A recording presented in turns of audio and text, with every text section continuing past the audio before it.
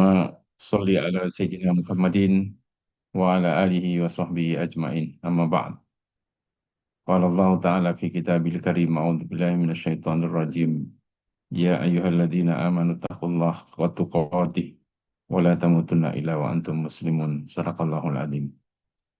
Alhamdulillah, kita lanjutkan kembali ya, kajian tematik ya ta'ammulat Qur'aniyah. Semoga bermanfaat dan memberikan tambahan ilmu dan amal bahkan iman bagi kita semuanya, dan eh, mudah-mudahan kita semua berada dalam lindungan Allah Subhanahu wa taala, senantiasa mendapatkan keberkahannya dan juga mendapatkan tambahan kebaikan-kebaikan dalam seluruh aktivitas yang kita lakukan. Amin ya rabbal alamin. Selanjutnya kita eh, akan mengikuti beberapa tema yang tentu kita pilih dari buku Ta'ammulat Qur'aniyah ini. Yang pertama, saya ingin menambahkan penjelasan tentang eh, di halaman 53 buku jilid 1 itu ya, tentang temanya kiat bebas dari dengki. Ya, yang dalam hal ini saya kutipkan ayat peristiwa Nabi Zakaria ketika melihat makanan yang atau buah-buahan dan lain sebagainya yang diberikan Allah Subhanahu wa taala kepada Maryam ketika Maryam berada di dalam mihrab, ya, dalam kamar yang tidak ada siapapun yang bisa masuk kecuali Nabi Zakaria dan keluarganya. Tapi Nabi Zakaria merasa tidak memberikan makanan itu, tapi kemudian eh, Maryam mendapatkan makanan itu dari Allah Subhanahu wa taala, dan peristiwa ini direkam oleh Allah, diabadikan di dalam eh, surat Ali Imran, ya. Yes, di dalam surat Ali Imran yang menjadi inti dari surat Ali Imran, bahkan karena surat Ali Imran itu berkisah tentang keluarga Imran, yang di salah satunya adalah Nabi Zakaria. Nah, peristiwanya itu ketika Nabi Zakaria melihat Maryam mendapatkan makanan itu, kemudian Nabi Zakaria memanfaatkan peristiwa karunia yang diberikan oleh Allah kepada Maryam itu menjadi motivasi bagi Nabi Zakaria untuk kemudian berdoa. Ya, berdoa untuk berdoa meminta anak kepada Allah yang konteksnya sama. Ya, Maryam yang diberi Allah Subhanahu wa taala makanan tanpa perantara apapun siapapun, tapi Allah bisa langsung memberi. Karena itu Nabi Zakaria kemudian teringat dengan dirinya yang sudah tua, suami istrinya juga sudah tua, Nabi Zakaria sendiri sudah tua, bahkan istrinya selama ini tidak punya anak, tapi dari peristiwa itu muncul inspirasi bahwa Allah Maha Kuasa. Karena itu Nabi Zakaria tetap saja kemudian berdoa meminta keturunan kepada Allah Subhanahu wa taala. Karena tidak ada yang mustahil bagi Allah. Tapi dari peristiwa ini ada pelajaran lain yang dikemukakan oleh para ulama, yang kemudian saya tulis singkat di buku ini, yaitu kalau seseorang melihat orang lain mendapatkan nikmat, maka mintalah nikmat kepada Allah dan jangan mendengki orang yang mendapat nikmat itu. Dan ini menjadi salah satu cara bagi kita untuk menepis kedengkian yang muncul ketika kita melihat orang lain mendapatkan nikmat. Kadang respon pertama ketika kita melihat seseorang mendapatkan kenikmatan yang mungkin melebihi kenikmatan kita, ya kadang muncul respon, ada rasa mungkin ya benih-benih kedengkian mungkin juga ada. Makanya kemudian langsung responnya terkejut, atau kemudian muncul dari mana dia itu uangnya, dia bisa membeli ini dan itu dan sebagainya. Itu sebetulnya percikan kedengkian yang dipercikkan oleh oleh setan kepada manusia. Nah, karena itu kemudian ini menjadi pelajaran bagi kita kalau kita melihat seseorang mendapatkan nikmat, maka setidaknya mintalah kenikmatan kepada Allah karena itu momen yang baik untuk meminta nikmat. Dan nah, pada kesempatan ini, walaupun mungkin ini sudah pernah saya sampaikan, saya ingin memberikan catatan yang menurut saya ini penting buat kita semuanya, bahwa eh, Allah mengajari kita ya agar senantiasa menjaga diri kita dari segala bentuk munculnya hal-hal yang negatif dalam diri kita ini. Yang itu sumbernya memang dari nafsu, dari nafsu manusia ini, ya. Dan bagaimana Al-Quran mengajari kita bahwa kalau kita mau sukses, mau bahagia dunia, mau berhasil dalam kehidupan sosial dan lain sebagainya, itu kuncinya ada pada tarbiyah datiyah. Bagaimana kita bisa menjaga diri ini, ku anfusakum, itu menjaga diri ini dengan sebaik-baiknya. Jangan sampai kita masih sering berurusan dengan masalah-masalah yang sumbernya itu dari dalam diri kita, dari hawa nafsu, dari kecenderungan-kecenderungan yang memang itu ditanamkan oleh Allah Subhanahu wa taala di dalam diri kita ini. Ya. Makanya di dalam Al-Qur'an banyak sekali ayat-ayat yang menyebutkan atau mengajarkan kepada kita agar betul-betul kita menjaga diri kita, mem- mem- membina diri ini, atau tarbiyah datia itu membina diri terus menerus agar tidak muncul penyakit-penyakit, itu tidak muncul dalam diri kita, terutama penyakit-penyakit yang punya efek berbahaya dalam dalam diri kita. Misalnya ini, ya, misalnya kedengkian itu kalau muncul efeknya sangat berbahaya buat diri kita. Pertama, kata Nabi SAW, kedengkian itu seperti api yang bisa melalap eh, apa kayu bakar gitu.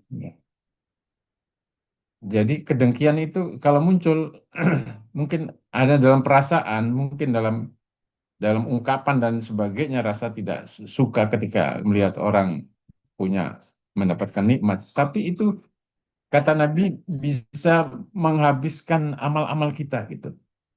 Ya, kama yakulun nar al-hatab, seperti api memakan kayu bakar gitu. Itu kedengkian. Seperti lagi juga ria, ya. Ria itu bahkan membatalkan amal seluruhnya, sehingga membuat kita nggak apa nggak bisa memetik buah dari amal-amal ibadah kita, amal-amal sosial yang kita lakukan kalau kita tidak bisa menjaga ria. Dan kemunculan ria, kemunculan kedengkian itu bisa muncul setiap saat karena sumbernya ada dalam diri kita ini, di hawa nafsu ini. Maka para ulama menyebutkan, menjelaskan, bahkan ikhlas itu menjadi syarat utama diterimanya amal kita. Tapi kita sendiri bisa merasakan bagaimana sulitnya, ya, menjaga keikhlasan ini. Dan salah seorang ulama besar itu ya, Sufyan As-Tsauri itu menyebutkan, saya berjibaku belajar menjaga keikhlasan ini bertahun-tahun, ya, bertahun-tahun baru kemudian baru merasa sukses, berhasil, bisa mengendalikan hawa nafsu ini dalam setiap amal. Tidak muncul lagi keinginan untuk dipuji orang, dilihat, diapresiasi, kalau kalau tidak diucapkan terima kasih, maka kadang-kadang masih ada rasa, kenapa dia tidak mengucapkan terima kasih pada saya dan sebagainya. Itu kadang-kadang masih muncul, dan betapa betapa beratnya kita berjibaku melawan semua perasaan keinginan itu karena memang sumbernya ada dalam diri kita. Tapi kita harus bisa, kita harus bisa terus eh, melakukan itu. Apalagi keikhlasan itu selalu kalau kita berbuat keikhlasan memang diperlukan kadang diperlukan pembuktian oleh Allah Subhanahu wa taala. Misalnya ketika kita ngajar pada eh, anak-anak yang kita didik, yang kita ajar, lalu kemudian setelah dia belajar dan dia sukses, mungkin jadi penceramah, jadi tokoh, jadi orang sukses lah dalam kehidupan. Tapi kemudian orang tidak mengaitkan dengan kita, mungkin tidak mengaitkan dengan lembaga kita dan lain sebagainya. Lalu kemudian muncul keinginan untuk mengungkap itu gitu, ya, mengungkap itu. Lalu kemudian dulu dia belajar sama saya itu, dia bisa sampai begitu itu, tapi dia lupa menyebut siapa yang ngajar. Nah, itu kan kadang muncul keinginan itu dan ketika muncul bisa jadi amal kita nggak itu semuanya terhapuskan gitu karena kita nggak bisa menjaga keikhlasan dan kadang-kadang ini tapi itu bisa kita kendalikan kalau kita terus sadar kita berlatih untuk itu ya apalagi juga penyakit yang kedua penyakit sombong ya itu berbahaya karena dan itu sumbernya ada dalam dalam diri kita penyakit ujub juga sama ya kalau penyakit sombong itu apa tokohnya itu bahkan ya tokoh utamanya ya iblis. Kemudian muncul di dalam kehidupan ini wujudnya seperti Korun, seperti Namrud dan sebagainya dan ya menyombongkan diri atau ujub. Ya. Ujub itu mengagumi diri sendiri atau tidak menisbatkan keberhasilan, kesuksesan yang bisa kita lakukan itu kepada Allah Subhanahu wa taala tapi kepada dirinya dan tokoh ujub itu dalam dalam Al-Qur'an itu Allah menyebutkan dengan korun ya ketika dia dinasihati supaya berinfak dan sebagainya dia mengatakan innama utitu ala ilmin indi saya dapat ini semua karena ilmuku gitu. Nah, pada kesempatan ini saya ingin mengajak untuk mentadaburi surat At-Taubah ayat 36 ya. Di sini saya melihat bagaimana Allah menyebutkan atau mengisyaratkan bagaimana dari sisi porsi waktu yang harus kita berikan untuk melakukan tarbiyat dzatiyah, membina diri kita itu ternyata itu di dalam ayat ini kita mendapatkan isyarat itu. Ya, menurut saya semoga tadabbur ini tidak salah. Ya, yaitu ketika di surat At-Taubah ayat 36 itu bisa dibuka. Ya, ketika Allah bicara tentang bulan-bulan haram ini ya, dan kita sekarang masih di bulan haram, bulan-bulan Muharram ya, bulan haram Muharram. A'udzubillahi minasyaitonir rajim. Inna iddatash syuhuri indallahi isna asyara syahran fi kitabillah. Yauma khalaqas samawati wal arda minha arba'atun hurum. Dzalika ad-dinul qayyimu fala tadrimu fihinna anfusakum wa qatilul musyrikina kafatan kama yuqatilunakum kafah wa'lamu annallaha ma'al muttaqin. Di sini Allah berbicara tentang bulan-bulan haram, bulan-bulan suci ya. Sesungguhnya bilangan bulan-bulan di sisi Allah itu ada 12. Bulan di sini yang dimaksudkan adalah bulan-bulan Komariah ya, bukan bulan Syamsiah. Karena Al-Quran menyebutkan bulan-bulan ini yang dimaksudkan bulan-bulan Komariah karena yang berkaitan dengan ibadah-ibadah yang ditetapkan oleh Allah itu adalah bulan Komariah, bukan bulan-bulan Syamsiah. Karena itu pemakaian bulan-bulan Komariah ini sejak zaman Nabi sampai ke beberapa abad itu sebenarnya mereka selama itu berabad-abad menggunakan bulan-bulan Komariah. Baru setelah muncul penjajah di negeri-negeri Islam ini belakangan setelah runtuhnya Khilafah Utsmaniyah baru menggunakan bulan-bulan Samsiah Januari Februari ini dan sampai sekarang ya. Nah, di antara 12 di antara 12 bulan Komariah ini ya itu ada minha arbaatun hurum ada 4 bulan yaitu bulan-bulan suci Ya, dan kenapa ini ditegaskan oleh Allah? Karena ini sekaligus meluruskan eh, perbuatan penguasa di zaman itu, yaitu Quraisy di masa jahiliyah. Orang Quraisy itu mengacak-acak urutan bulan-bulan suci ini. Kenapa? Karena setiap kali mereka mau melakukan penyerbuan pada kabilah lain, itu mereka bersidang, kemudian menetapkan bulannya kita rubah. Misalnya kalau bulan bulan-bulan haram itu kan Dzulqa'dah, Dzulhijjah, Muharram, dan Rajab. Yang Rajab ini saja yang tidak berurutan. Yang tiga tadi itu, ya Dzulqa'dah, Dzulhijjah, Muharram itu berurutan. Yang satu Rajab ini berpisah, ya. Rajab itu kan Rajab, Sya'ban, Ramadan. Baru kemudian eh, nyusul ke bulan-bulan haram yang lainnya. Nah, eh, di antara perilaku orang jahiliyah waktu itu ada satu kabilah yang ada dua kabilah berkaitan dengan bulan-bulan ini. Satu kabilah Robi'ah. Robi'ah ini jagonya mengacak-acak bulan suci Ramadan ya. Bulan-bulan suci ini. Jadi kalau mereka mau nyerang nyerbu satu kabilah, mereka bersidang tadi itu, mereka udah bulan Rajab kita undur 3 bulan yang akan datang, atau kita majukan eh, sesuka mereka. Tapi ada satu kabilah yang disebut oleh Nabi sebagai kabilah yang selalu konsisten menjaga urutan bulan-bulan ini, yaitu kabilah Mudhor. Maka beliau Nabi menyebut dengan Rajab, ketika menyebutnya Rajab itu Rajab, Rajab Mudhor, yaitu Rajab, bulan Rajab yang diselantiasa dijaga oleh kabilah Mudhor namanya.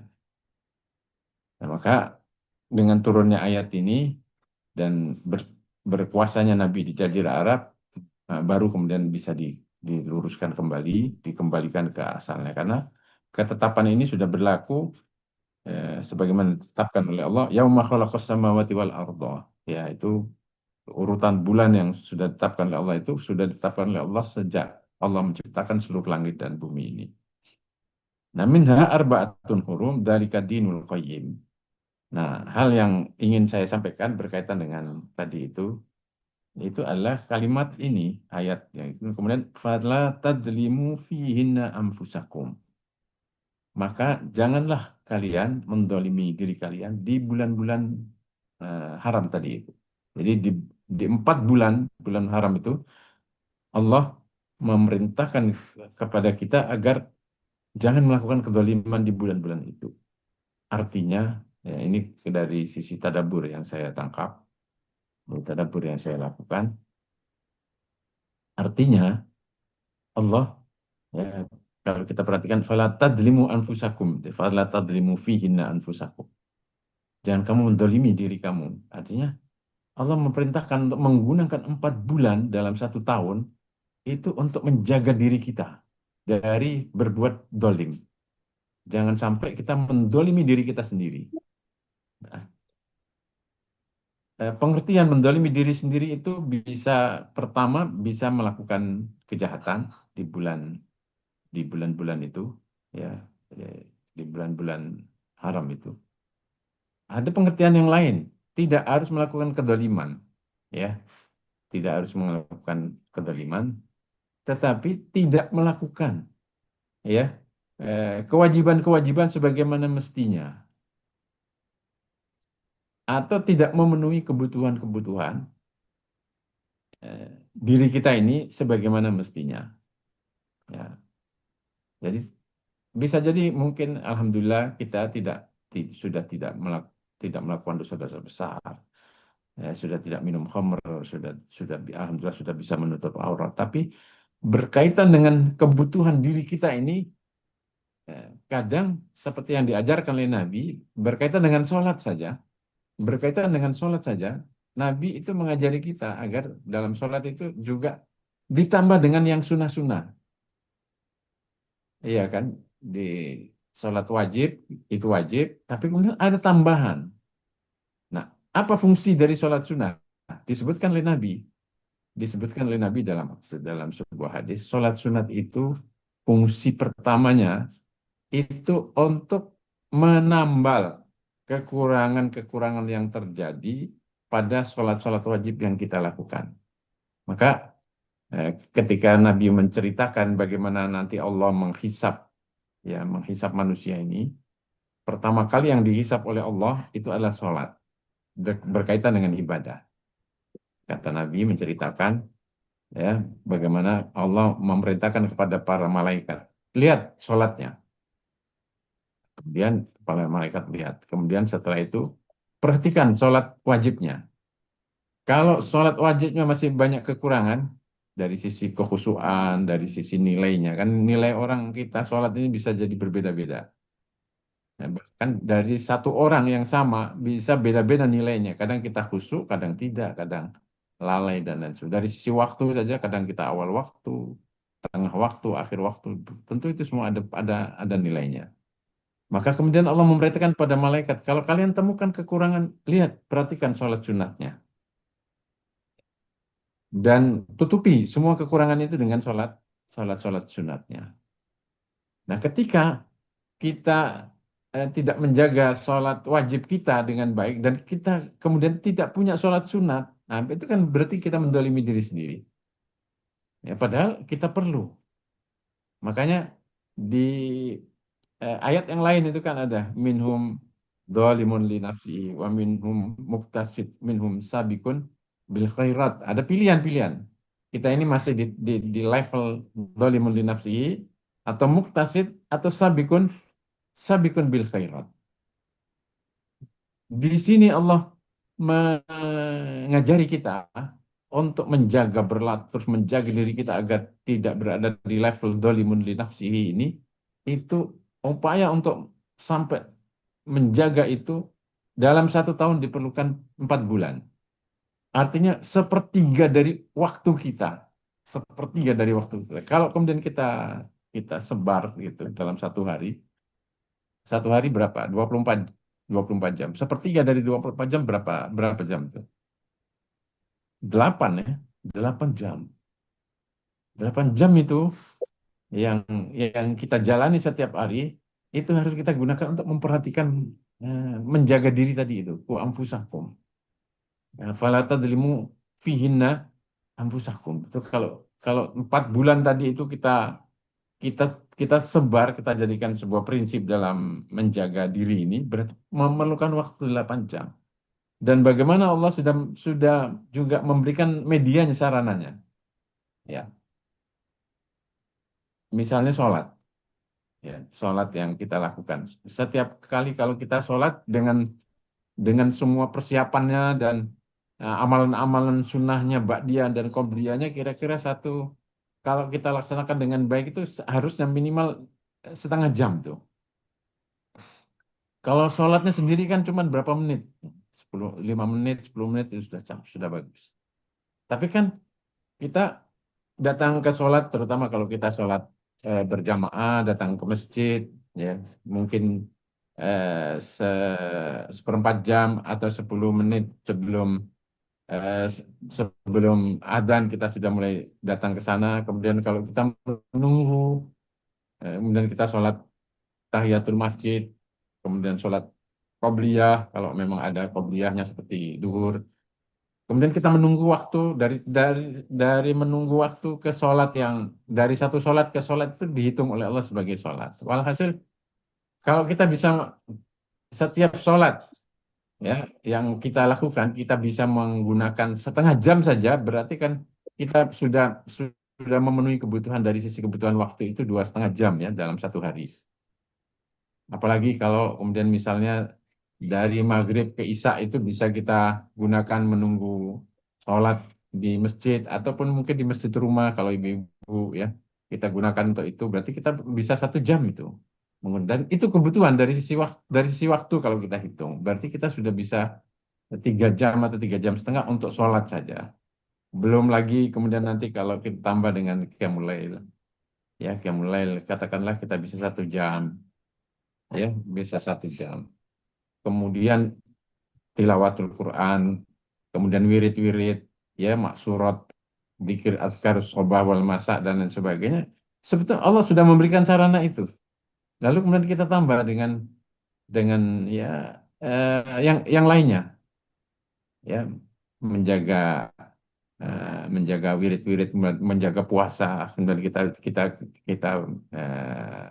kita jaga puasa kita, ya Alhamdulillah kalau Ramadan sudah semuanya sama. Tinggal kemudian ada Senin Kemis atau Ayyamul Bid. Siapa yang menjaga Ayyamul Bid sama dengan bisa menjaga waktunya 1 tahun. Nah, berarti kebutuhan-kebutuhan ini sebetulnya kita perlukan. Sudah diberikan oleh oleh Allah Subhanahu wa taala supaya ya, nanti kita tidak tekor. Kalau kita tekor, tidak bisa memenuhi kebutuhan, sampai kemudian kita masih mendolimi diri kita sendiri untuk memenuhi kebutuhan spiritual, kebutuhan nilai, tazawud, wa tazawwadu, ya, fa inna khairaz zadi taqwa, itu tazawud bit taqwa, ini ini tidak terpenuhi porsi waktu dan kualitasnya, itu nanti tekor. Nah, kalau tekor muncul tadi itu, ah, dengki muncul, kibir muncul, kemudian ujub masih masih muncul. Apalagi ya terutama yang punya efek bisa membatalkan amal dan bisa menghancurkan seluruh bahkan kehidupan ini. Sebab kata Nabi, kalau eh, kalau riya itu kan wala tubtilu shadaqatikum bil manni wal adha, bisa membatalkan amal. Kalau riya membatalkan amal, maka kalau masih muncul itu berarti itu kita tekor tuh, menjaga diri kita dengan nilai-nilai, mengingatkan terus setiap hari, nggak cukup. Kalau sudah 1 hari cukup, dijaga harian. Maka Allah menyebutkan fala tadlimu fihna anfusakum. Ya, berarti dalam 1 hari itu 8 jam. Apalagi kemudian ujub itu bisa menghancurkan diri, bahkan bisa menghancurkan komunitas, bahkan jamaah. Ingat kasus perang Hunain, ketika masih muncul ujub, id a'jabatkum kafsratukum falam tughni ankum syai'a. Ketika di perang Hunain muncul ada orang yang ujub, ya, mengatakan kita tidak akan bisa dikalahkan karena jumlah kita sudah besar. Dulu saja ketika jumlah kaum muslimin masih sedikit, itu menang terus. Apalagi sekarang sudah jumlahnya lebih banyak, nggak mungkin dikalahkan. Maka kemudian diberi pelajaran oleh, nah itu ujub. Maka eh, untuk mengendalikan itu semua supaya tidak muncul ujub, kibir, ria, hasad yang sangat berbahaya buat diri kita dan juga buat komunitas kita, itu memerlukan tadi upaya fala tadrimu fihinna anfusakum. Ya, selama sepertiga waktu dari kehidupan kita ini untuk melakukan tarbiyah dzatiyah, tazkiyatun nafs, tarbiyah ruhiyah dan seterusnya. Itu kebutuhan kita. Dan ini eh, dari tadabbur dari ayat ini, At-Taubah ayat surat At-Taubah ayat 36 ini, karena fala tadlimu fihinna, Allah menyebutkan fihinna berarti kan itu waktu selama 4 bulan, bulan haram, ya. Kalau kemudian buah dari tadabburnya sudah, kita bagi saja waktu untuk kemudian menjaga diri kita ini, berarti dari sepertiga waktu harus kita gunakan untuk itu, ya. Untuk banyak sekali ya ajaran-ajaran yang berkaitan untuk membina diri, mentarbiyah, ya, menasehati, mendengarkan nasihat, itu kebutuhan semua tuh untuk diri kita tuh. Menyampaikan, membina orang lain itu juga kebutuhan. Sebab itu disebutkan oleh Allah terkait dengan tugas Nabi. Nabi itu untuk melakukan itu kan sejak dari awal diberi tugas dengan, ya, ya ayyuhal muddatsir, ya, ya kum fa'andir, ya ayyuhal muzammil qumul laila illa qalila nisfahu aw inqus. Semua untuk membina diri dulu, baru kemudian setelah itu ya ayyuhal mudatsir kum fa'andir, kemudian menyampaikan. Berarti menyampaikan itu sebetulnya membina orang lain, itu kebutuhan diri kita supaya kita bisa terjaga, ya. Jadi membina, mentarbiyah orang lain itu kebutuhan kebutuhan diri kita. Karena menjaga diri yang paling baik itu adalah dengan menyampaikan nilai-nilai, ajaran-ajaran berdakwah kepada orang lain. Makanya para nabi adalah orang yang paling terjaga diri mereka, karena mereka orang paling aktif dalam berdakwah ini. Nah, sehingga itu semua kebutuhan. Dan untuk memenuhi kebutuhan yang sepertiga waktu kita kita gunakan itu, ya setidaknya, misalnya kalau kita gunakan salah satu di antara waktu kita gunakan untuk membina, ngajar anak dan sebagainya, berapa dalam satu hari, i- masuk dalam hitungan memenuhi 8 jam tadi. Kalau tidak tekor. Nah, kalau tekor itu muncul nanti melakukan maksiat, melakukan dosa, menggunjing, mendengki, menjelekkan orang, mencela, kemudian memusuhi, membenci, dan lain sebagainya. Dan nanti akan meningkat. Nah, mungkin kemudian kenapa kemudian terjadi kejahatan-kejahatan, kemaksiatan-kemaksiatan yang dilakukan oleh manusia ini karena mereka tekor. Ya, tekor tidak bisa menjaga memenuhi kebutuhan tadi itu. Karena mereka masih mendolimi diri mereka sendiri. Ini yang pertama yang ingin saya tambahkan. Kenapa kemudian dari masalah kiat bebas dari dengki ini memang eh, Allah mengajari kita agar bukan dari dengki saja, tapi juga dari penyakit-penyakit yang eh, tingkatannya sama, tingkat bahayanya itu sama. Dengki itu sama dengan ujub, ya bisa menghancurkan amal-amal kita, bahkan kehidupan kita. Ya, kemudian dari kedengkian itu bisa kemudian sampai pada tingkat membunuh dan lain sebagainya, itu semua itu sangat berbahaya. Nah, sehingga kita harus menjaga semua itu. Nah, itu yang pertama yang ingin saya tambahkan dari materi di halaman 53 ini. Kemudian di halaman 59-nya juga, ya, urgensi sedekah eh, rahasia, ya. Ini eh, disebutkan oleh Allah di ayat ini, intubdu as-sadaqat fanim imma hiya wa intukhfuha wa tu'tuhal fuqara fa huwa khairul lakum. Jika kamu menampakkan sedekahmu, maka itu adalah baik. Dan jika kamu menyembunyikannya dan kamu berikan kepada orang-orang fakir, maka menyembunyikan itu lebih baik bagimu. Jadi menyembunyikan sedekah amal-amal tertentu itu kadang menurut Allah itu lebih baik nilainya. Ya, apalagi yang berkaitan dengan hal yang sifatnya pribadi, ya. Qiyamul Lail itu nggak usah diceritakan di di apa di posting gitu di medsos, nggak usah. Itu biarkan itu bagian kita, urusan kita dengan Allah Subhanahu wa taala. Ya, kadang sekarang ini fitnah zaman sekarang ini. Orang baru selesai sholat tahajud dan alhamdulillah hari ini saya bisa menyelesaikan dengan khusyuk ya sholat tahajud, dan itu nggak perlu sebetulnya, nggak perlu. Biarkan kita dalam hidup ini perlu punya apa, punya amal-amal yang amal-amal rahasia yang menjadi urusan kita dengan Allah Subhanahu wa taala. Nah, lebih baik kita menjadi orang yang terkenal di langit saja. Nah, sebetulnya ini eh, Allah memberikan gantinya itu kan kecenderungan orang-orang, ya. Kecenderungan orang pengen jadi orang populer tadi itu, jadi orang dikenal kebaikannya gitu kadang, tapi dia dia tidak menyadari karena keinginan itu kadang bisa membatalkan amalnya gitu, bagian dari riya tadi itu.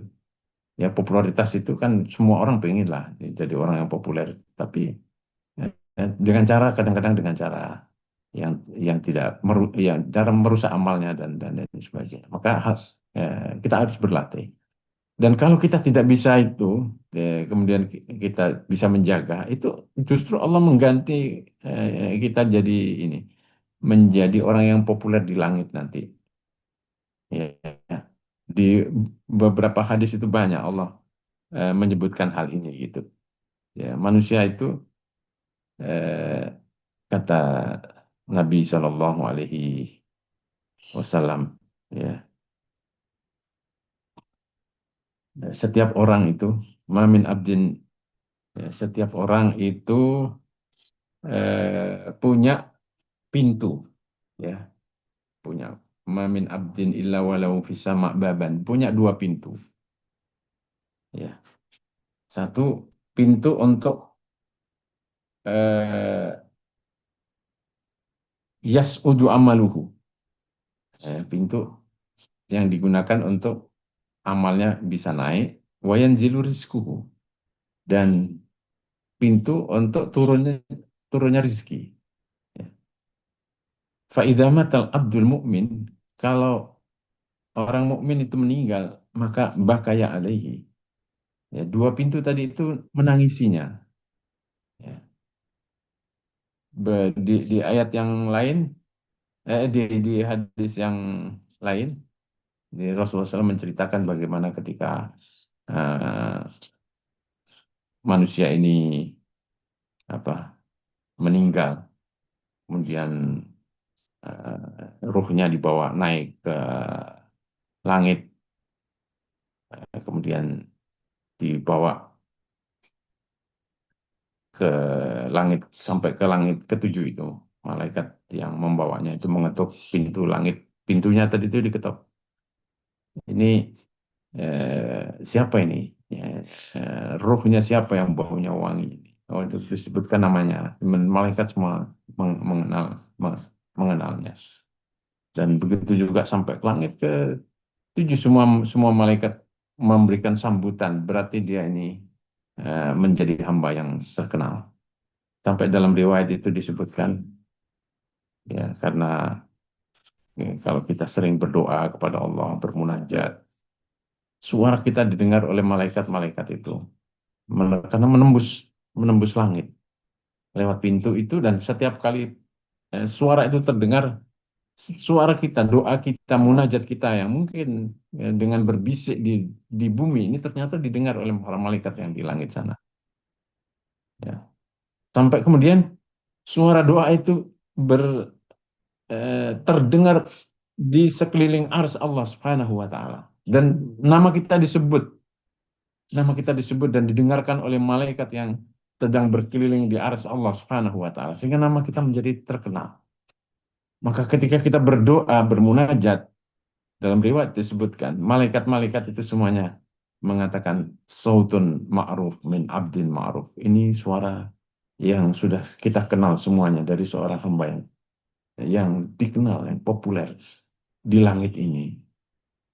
Ya, dalam riwayat disebutkan seperti itu, dan malaikat memberikan kesaksian nanti di hadapan Allah Subhanahu wa taala ketika kita banyak beribadah, ya, beribadah secara rahasia yang tidak terbatalkan oleh keinginan untuk menjadi populer dengan amal-amal kita. Maka di sini pentingnya kita punya rahasia ibadah, apa ibadah rahasia. Maka doa-doa munajat yang kita biarkan itu jadi catatan kita antara kita dengan Allah dan para malaikatnya yang, yang mendengarkan doa-doa kita. Nah, sehingga supaya amal-amal kita tetap tetap terjaga. Bahkan perhatikan di hadis yang di sini saya kutip di bagian kedua ini, sabatun yudhilluhumullahu fi dhilli yauma la dhilla illa dhilluh. Ada tujuh golongan yang akan mendapat naungan Allah pada hari yang tidak ada naungan kecuali naungan. Ya, salah satunya itu rojulun tasoddaqa akhfa hatta la ta'lama shimaluhu ma tunfiqu yaminuhu. Orang yang menyembunyikan sedekahnya hingga tangan kirinya tidak tahu apa yang diinfakkan tangan tangan kanannya. Jadi nggak usah takut, apa, nggak usah khawatir, nggak usah dipikirkan kalau kita tidak menjadi orang yang terkenal, dikenal oleh oleh orang di dunia ini. Ternyata apa yang kita lakukan dengan sembunyi-sembunyi tadi itu, dengan rahasia, itu ada dalam catatan Allah, dan nanti balasannya justru karena tersembunyi itu, karena kita sembunyikan, yaitu mendapatkan naungan ketika kita berdiri di sebuah padang mahsyar yang tidak ada naungan kecuali naungan Allah Subhanahu wa taala. Jadi ada catatannya, jadi nggak usah khawatir. Maka nggak usah dicari eh, cari balasannya di dunia ini untuk amal-amal seperti itu. Ya, biarkan itu nanti kita jadikan sebagai simpanan kita untuk mendapatkan balasannya di akhirat, dan itu lebih menyenangkan kita, lebih membahagiakan, lebih menyelamatkan kita di akhirat. Itu saya kira harus menjadi juga perhatian kita, karena kita sekarang berada di era fitnah, fitnah, fitnah handphone ini luar biasa. semua orang kadang ya ingin posting kebaikan yang yang dilakukannya. Kecuali kalau memang amal-amal yang apa yang memang tidak bisa dilakukan kecuali secara jahriyah, secara terang-terangan, seperti sholat berjamaah, ya berdakwah, aktivitas sosial dan lain sebagainya, atau ketika kita membangun sebuah bangunan karena dapat dapat dapat bantuan dari pihak-pihak yang memerlukan laporan, sudah kita foto, kita berikan laporan, kita dan tetapi tidak dalam rangka niat untuk kemudian supaya dilihat orang, dinilai dan lain sebagainya, ya. Ini perlu diingatkan karena kita sekarang ini ya mudah sekali, ya, tidak seperti di zaman-zaman dulu, ya. Tidak seperti di zaman dulu, kadang kita tangan ini gatal pengen memposting saja apa saja yang kita lakukan sehingga orang eh, bisa merusak, ya itu bisa merusak tadi itu merusak amal-amal kita. Maka di ayat ini Al-Baqarah ayat 271 itu wa in tukhfuha wa tu'tuha al-fuqara fa huwa khairun lakum, ya, wa yukaffir ankum sayyi'atikum, ya, dan penghapusan dosa itu yang lebih baik daripada popularitas kita di bumi ini, dikenal oleh orang dan lain sebagainya. Jangan diniatkan itu ini, ya. Biarkan Allah Allah Allah sendiri yang nanti akan mempopulerkan kita dan kebaikan-kebaikan kita. Tapi jangan jadikan target niat supaya kita dikenal orang populer karena amal-amal yang kita lakukan. Dan kalau bisa punya amalan yang menjadi rahasia antara kita dengan Allah Subhanahu wa taala. Hadis ini menyebutkan tangan kirinya nggak tahu yang diinfakkan oleh tangan kanannya. Di Madinah ada kisah yang sama-sama mungkin pernah kita baca, bagaimana ada fakir miskin yang setiap pagi membuka pintu rumahnya, ada sembako yang ada di depan rumahnya, tapi tidak ada orang yang mengetahuinya. Nah, ketika orang ini meninggal baru kemudian ketahuan. Oh, dan malam itu, pagi itu di depan-depan pintu itu nggak ada sembako, itu tidak ada. Lalu kemudian penduduk Madinah menyimpulkan berarti dia ini yang selama ini meletakkan sembako di depan depan rumahnya. Itu yang dilakukan luar biasa. Ya, karena itu menjadi bekal kita yang terbaik, ya, bekal kita yang terbaik. Bahkan Allah mengganjar kita dengan pertolongan, naungan di saat kita semua orang kesusahan, Allah memudahkan kita semuanya. Itu catatan tadabbur terkait dengan apa, halaman 59, ya. Dan di halaman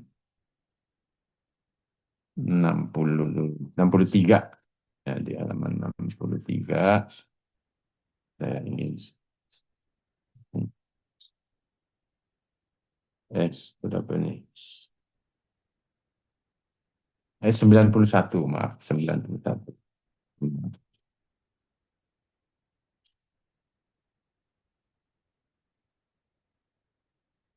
91, tema nomor 63, ya.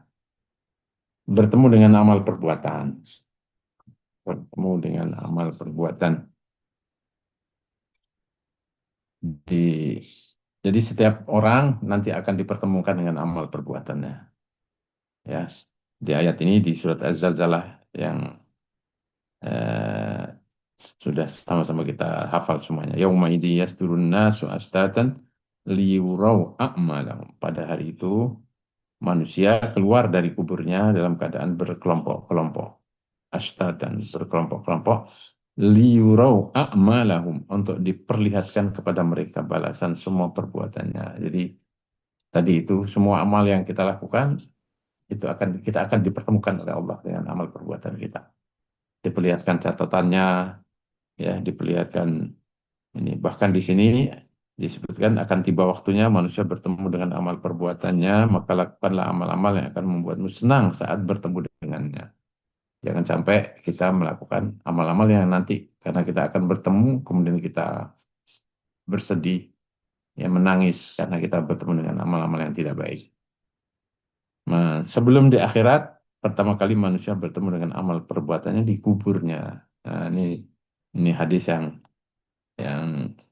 sangat panjang disampaikan oleh Rasulullah Shallallahu Alaihi Wasallam ketika Rasulullah menceritakan bagaimana manusia ini proses kematiannya. Ya, di dalam hadis yang panjang itu disebutkan dalam riwayat Imam Ahmad dan hadis ini hadis sahih bagaimana manusia itu ketika mau dalam menghadapi proses kematiannya pertama didatangi oleh malaikat-malaikat timnya Malakul Maut itu dia datang. Jadi ada malaikat tim-tim malaikat maut itu sebelum malaikat maut ini datang dia sudah datang terlebih dulu menyiapkan segala sesuatunya diperlukan dan jumlahnya cukup banyak ya menjelang momen kematiannya itu. Setelah kemudian malaikat maut datang, nah, langsung dia mencabut nyawanya. Begitu dan Rasulullah menceritakan yang pertama nyawa orang beriman, yang kedua nyawa orang kafir. Ya, ruh orang beriman dan ruh orang kafir. Perlakuannya berbeda. Perlakuan pada orang beriman, orang soleh, orang baik, bertakwa. Itu malaikat, tim malaikat yang datang ini, tim malakul maut yang datang itu wajahnya wajah berseri-seri, berwajah putih menyenangkan. Sambil membawa kafan dari surga, kemudian membawa wangian dari surga. Yang kemudian aromanya sangat wangi sekali untuk mengambil nyawa seorang mukmin. Nah, ketika malakul maut datang dan nyawanya dicabut, dia mencabut dengan sangat lembut. Ya, disebut oleh Nabi seperti air yang keluar dari mulut teko, ya, lancar, lembut, ya tidak ada rasa sakit dan lain sebagainya. Kira-kira begitu. Gambarannya disebutkan Rasulullah memberikan gambaran seperti air yang keluar dari teko, karena kok nyawa orang orang beriman.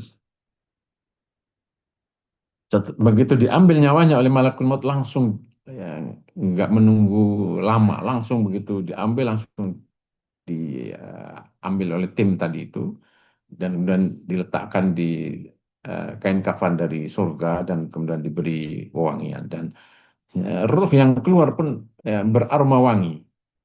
Jadi amal-amal soleh yang dilakukan oleh orang beriman selama ini, ketakwaan, dzikir, wirid, itu membuat rohnya beraroma wangi, membuat roh jiwanya itu wangi. Sehingga ketika keluar, dia mengeluarkan aroma sangat wangi sekali. Ini yang menceritakannya Rasulullah Shallallahu Alaihi Wasallam. Maka kemudian ketika dibawa naik tadi itu, dan malaikat minta dibukakan pintu langit pertama, itu malaikat-malaikat yang ada di langit pertama itu semua berkata, ini ruhnya siapa? Baunya wangi sekali, katanya. Maka sebutkan namanya. Jadi berarti roh itu.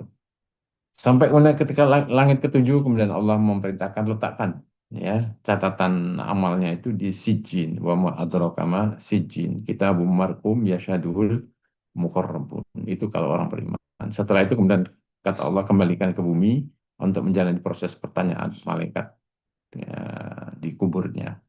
Maka kemudian ditanya dan dia bisa menjawab setelah bisa menjawab pertanyaan yang sudah kita sama-sama ketahui, yang dibocorkan oleh Nabi. Walaupun dibocorkan, belum tentu semua orang bisa menjawab. Karena jawaban yang benar itu tidak berdasarkan hafalan, tidak berdasarkan pengetahuan kita ketika di dunia ini, tapi berdasarkan amal perbuatan kita. Maka orang beriman, orang soleh, bertakwa bisa menjawabnya. Setelah bisa menjawabnya, kata Nabi, maka terdengar suara dari langit memberikan penilaian. Dia benar jawabannya. Dia jujur, dia orang yang baik. Ya, dia lulus. Maka setelah itu kemudian eh, dia menjalani proses berikutnya. Nah, proses berikutnya ini kemudian dia di, di alam barzahnya, di alam kuburnya, didatangi oleh seseorang yang berwajah ganteng. Kalau perempuan mungkin berwajah cantik, ya sama-sama eh, satu satu jenisnya. Dengan aroma yang wangi, wajahnya ganteng atau cantik, yang wajahnya menyiratkan apa itikat yang sangat menyenangkan, memancarkan cahaya, membuat orang ini senang. Lalu mayat yang baru dikuburkan itu bertanya, kamu ini siapa? Lalu kemudian dia mengatakan, saya ini amal lukas soleh. Saya ini adalah amal soleh. Jadi kita akan dipertemukan dengan amal soleh kita itu ketika kita menjalani alam barzah ini. Dan dia diwujudkan dalam bentuk manusia supaya menemani kita. Ya, kalau menemani kan mungkin ya walaupun tidak dijelaskan dalam hati bisa jadi menemani kemudian supaya kita tidak sendiri, tidak kesepian di alam barzah. Bisa ngobrol, bisa bercengkrama barangkali, ya. Karena setelah itu kemudian kita orang beriman itu dibukakan, ya, dihamparkan hamparan dari surga, kemudian dibukakan pintu yang mengarah ke surga. Sampai kemudian dia bisa merasakan hembusan angin surga. Dia sudah dia sudah menikmati itu, menikmati hasil amal-amal perbuatannya. Lalu kemudian dia mengatakan, ya Allah percepat saja kiamat. Saya sudah nggak sabar pengen menikmati semua itu. Ini baru baru amal hasil dari amal perbuatan. Dan dia sudah dipertemukan di alam barzah dan menjadi temannya. Ya, Masya Allah, ini sesuatu yang kita perlukan ketika kita pasti akan menjalani kematian ini. Ya, itu kalau orang beriman. Kalau orang orang kafir sebaliknya, malaikat yang datang berwajah hitam, muram, ya, bengis dan menakutkan. Lalu kemudian mencabut nyawanya dengan kasar sampai nyawanya itu ketika keluar diambil oleh malaikat maut itu seperti pancing yang tertanam di kapas basah lalu dicabut ada yang terbawa. Berarti di situ ada rasa sakit yang luar biasa. Dan dia membawa kain kasar, ya, bukan dari surga, tapi kainnya sangat sangat kasar. Lalu kemudian dibawa naik ke atas untuk menjalani prosesnya seperti yang pertama. Tapi di langit pertama, malaikat di langit pertama semua nanya, ini ruhnya siapa? Baunya sangat sangat busuk. Disebutkan namanya, kemudian la tufattahu lahumul abwab. Pintunya tidak dibukakan pintu langit sehingga dia tidak boleh naik ke atas. Cukup dan kemudian eh, di situ Rasulullah membaca ayat itu dan mereka tidak akan masuk surga sampai ya ada apa itu eh, sampai onta itu bisa masuk di lubang jarum gitu. Lalu kemudian Allah memerintahkan lemparkan ruhnya itu ke tempat yang jauh di, di dasar bumi di bawah sekali. Nah, itu perlakuan yang diberikan oleh orang kafir. Lalu kemudian setelah itu kemudian dia menjalani proses berikutnya di alam barzah, di alam kubur, didudukkan, ditanya, dia tidak bisa menjawab pertanyaan-pertanyaan standar tadi itu. Ya, man rabbuka, siapa Tuhanmu, siapa nabimu, apa kitabmu, dan seterusnya. Mereka tidak bisa menjawab, dan akhirnya kemudian didatangi oleh amalnya dalam wujud orang berwajah sangat menyeramkan, berwajah sangat eh, apa menakutkan. Lalu ditanya, kamu ini siapa? Dia menjawab, aku adalah amal burukmu yang dulu kamu eh, pernah dijanjikan. Ya, kamu ini dulu kalau ada kemaksiatan kamu segera melakukan, tapi kalau ada kebaikan kamu lambat, tidak pernah mau melakukan. Nah, saya sekarang eh, menemani kamu di tempat ini. Lalu kemudian eh, dia berperilaku seperti orang ya orang orang buta, orang tuli, bisu, nggak bisa diajak ngomong, tapi di tangannya ada palu yang sangat besar, kata Nabi. Palu ini kata Nabi, kalau alat pukul ya palu. Eh, Kalau digunakan untuk memukul sebuah gunung, gunung itu bisa hancur berkeping menjadi seperti pasir.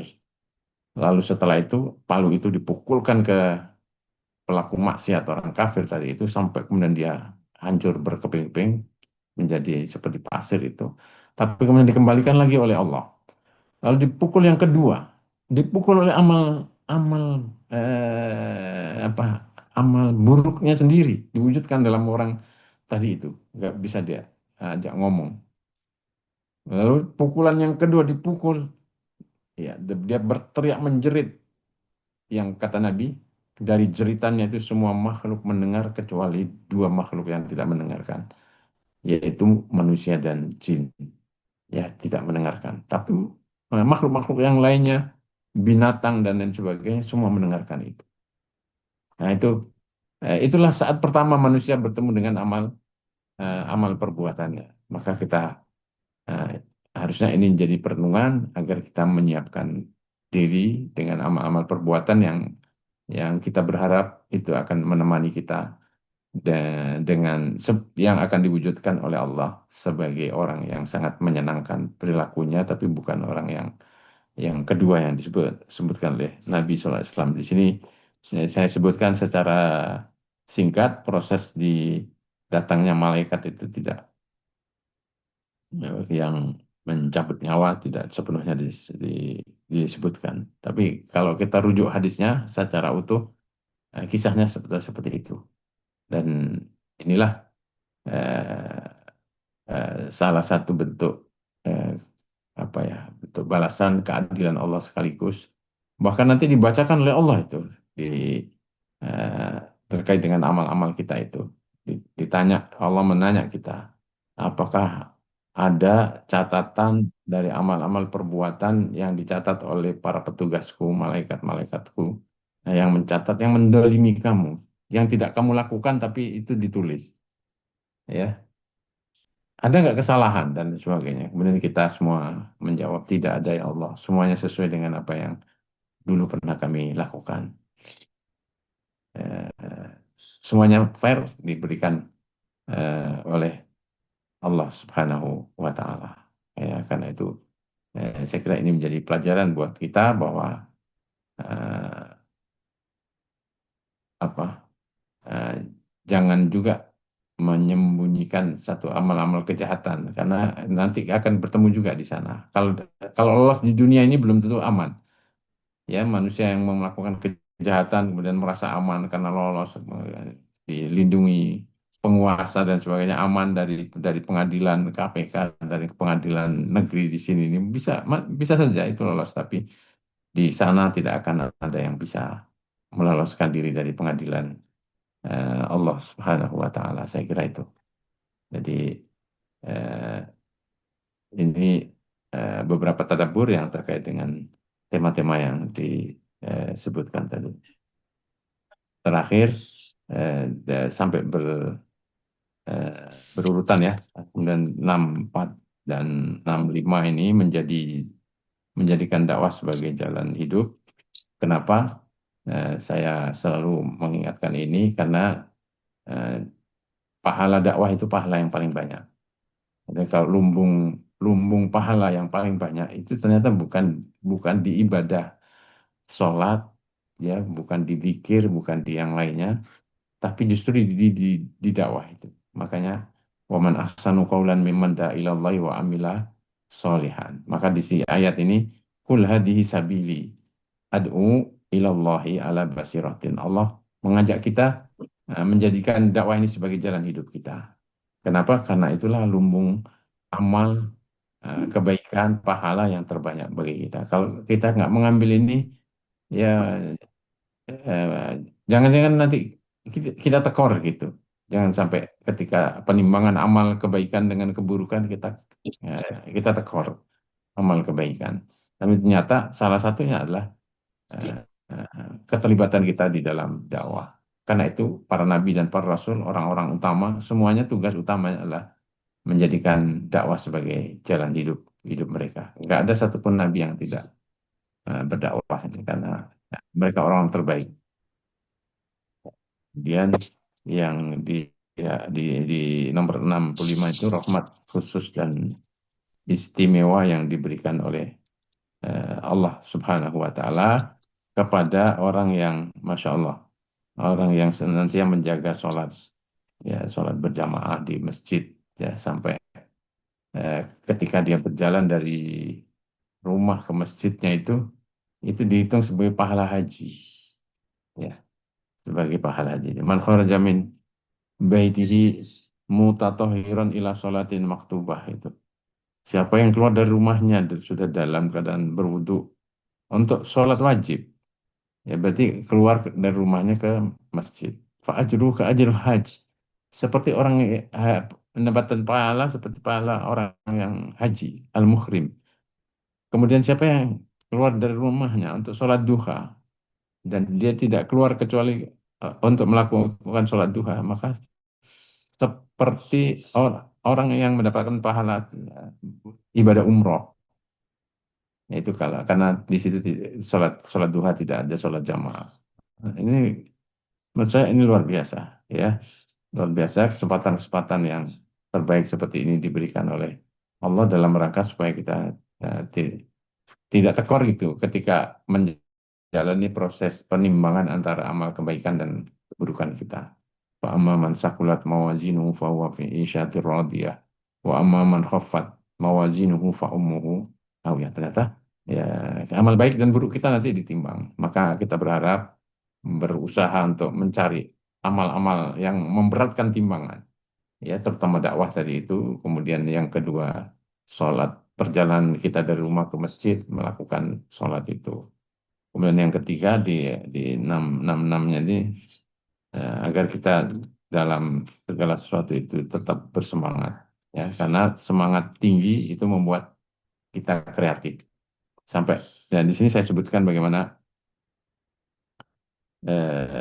Nabi Yusuf misalnya, karena para nabi itu sudah menjadikan dakwah sebagai jalan hidupnya. Ketika di penjara pun dia tetap berdakwah. Dia tetap bisa berdakwah dimanapun. Jadi tidak ada situasi, kondisi yang menghalanginya untuk tidak berdakwah. Ya, kondisi ekonomi yang mungkin tidak berlebihan, ya, mungkin pas-pasan itu tidak menjadikan kita jadikan alasan, ya, saya sedang, ya, ekonominya saya sedang apa sedang jatuh atau sedang tidak baik-baik saja, nanti saya istirahat dulu. Itu enggak, tidak, bahkan di dalam penjara tetap itu semua dilakukan. Jangan sampai kita tidak memanfaatkan situasi, tapi kuncinya adalah semangat. Semangat berdakwah terus kita jaga, semangat beramal soleh terus kita jaga. Kalau kehilangan semangat, ya, nanti kita tidak bisa melakukan memanfaatkan peluang-peluang yang diberikan oleh Allah. Ya, apalagi eh, kita diberikan atau sarana pesantren dan sebagainya, manfaatkan sebaik-baiknya untuk menanamkan, mengajarkan nilai-nilai dan semangat dakwah itu. Saya kira itu hal-hal yang pada kesempatan hari ini bisa saya tambahkan terkait dengan tema-tema tadi itu. Jazakumullah khairan. Baik, jazakallahu khairan Ustaz Anur atas materinya. Barakallahu fiik. Sungguh materi yang bisa diambil banyak hikmah dan bisa dijadikan petunjuk hidup terkait dengan tadabbur ayat-ayat tadi. Banyak sekali tadabbur yang sudah Ustaz jelaskan dari surat Al-Imran, bagaimana agar kita untuk tidak bisa dengki, terus dari tadabbur At-Taubah ayat 36 tentang keutamaan bulan-bulan haram, sampai urgensi sedekah, lalu sampai kepada menjadikan dakwah sebagai jalan hidup. Baiklah ibu-ibu semua peserta kajian, jika ingin ada yang didiskusikan atau ditanyakan, silahkan dibuka mikrofonnya dan silahkan bisa bertanya langsung dengan Ustaz. Tafadhali.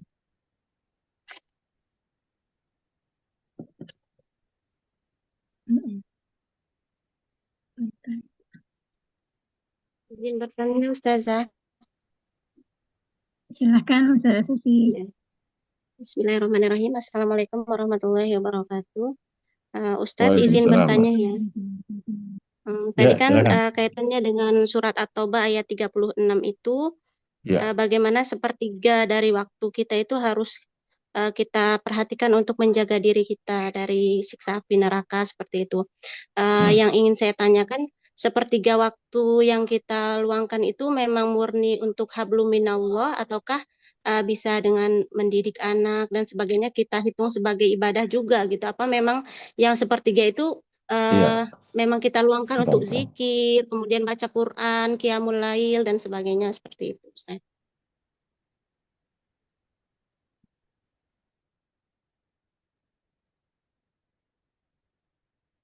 Bentar, bentar.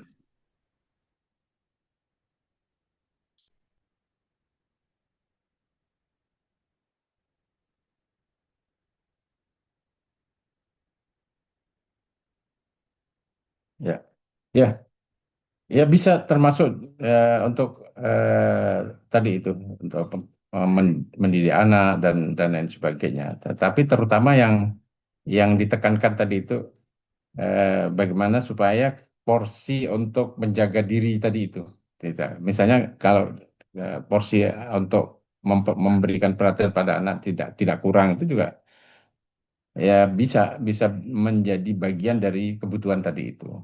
Nah, setelah itu kemudian baru kita eh, punya punya bekal secara ini baru kita bisa beramal sosial dan lain sebagainya.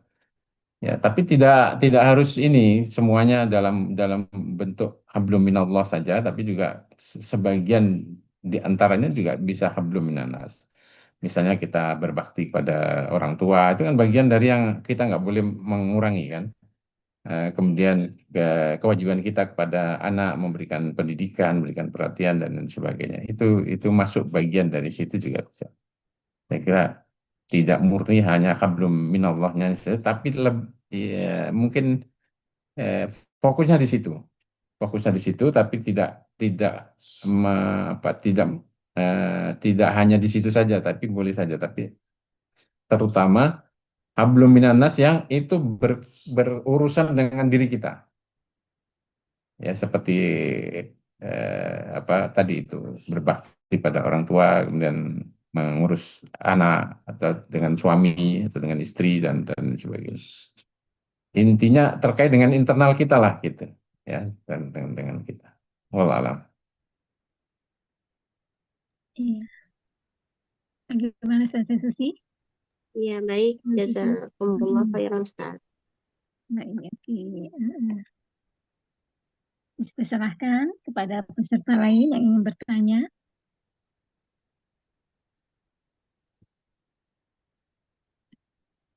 Iya, iya.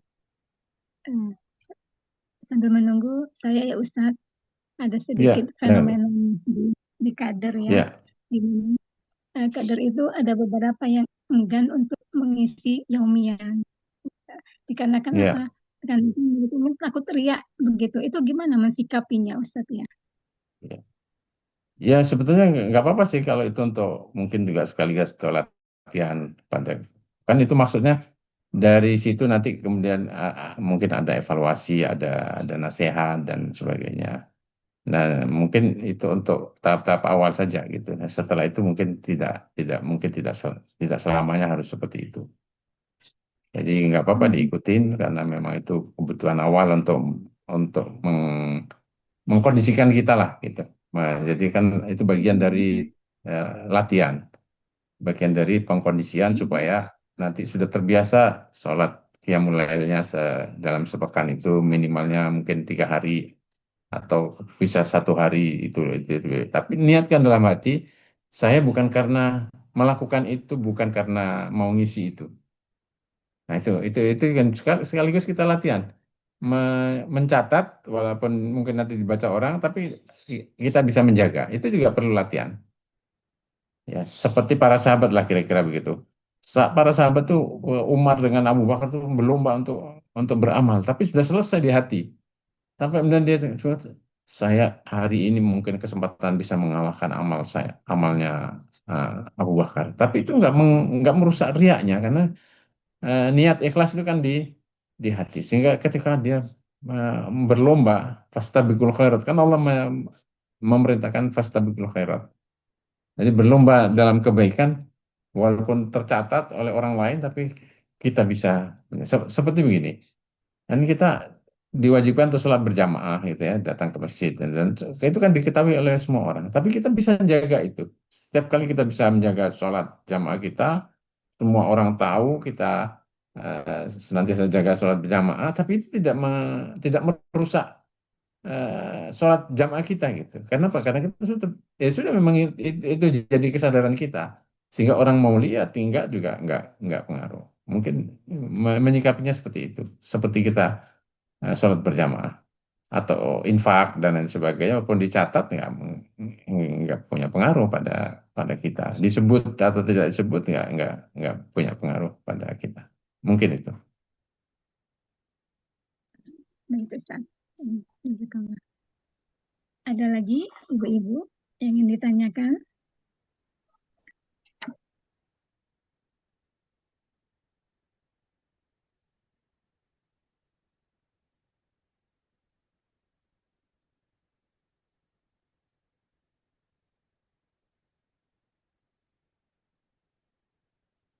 Sampaikan Ustaz tadi bisa menambahkan keimanan dan ketakwaan kita, serta bisa kita implementasikan dalam kehidupan kita sehari-hari. Kita cukupkan ya Ustadz ya kajian Ya, Bu. ini. Betul. Saya mohonkan kepada Ustadz untuk memimpin doa.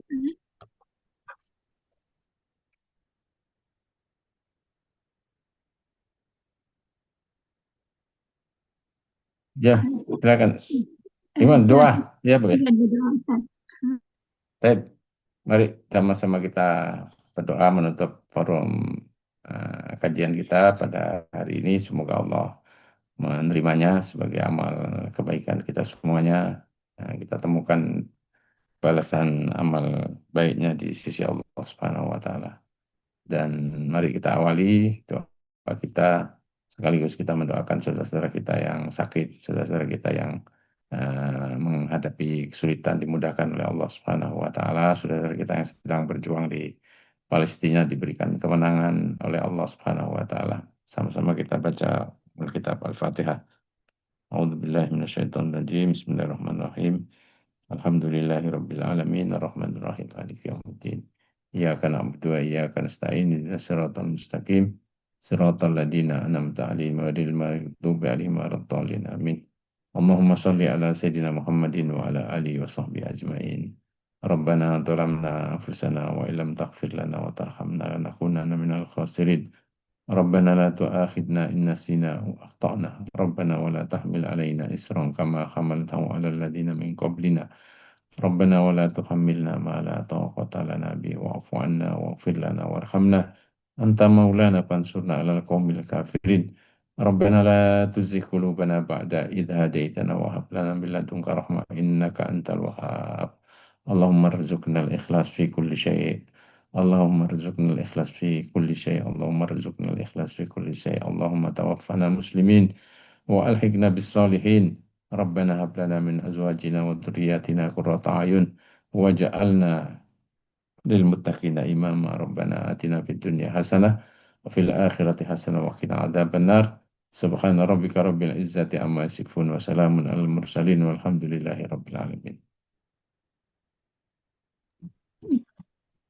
Jazakallah khair pada Ustadz atas pencerahan materi dan juga doanya. Semoga Allah kabulkan dan doa-doa kita. Amin. Amin. Baik, saya mohon izin ya.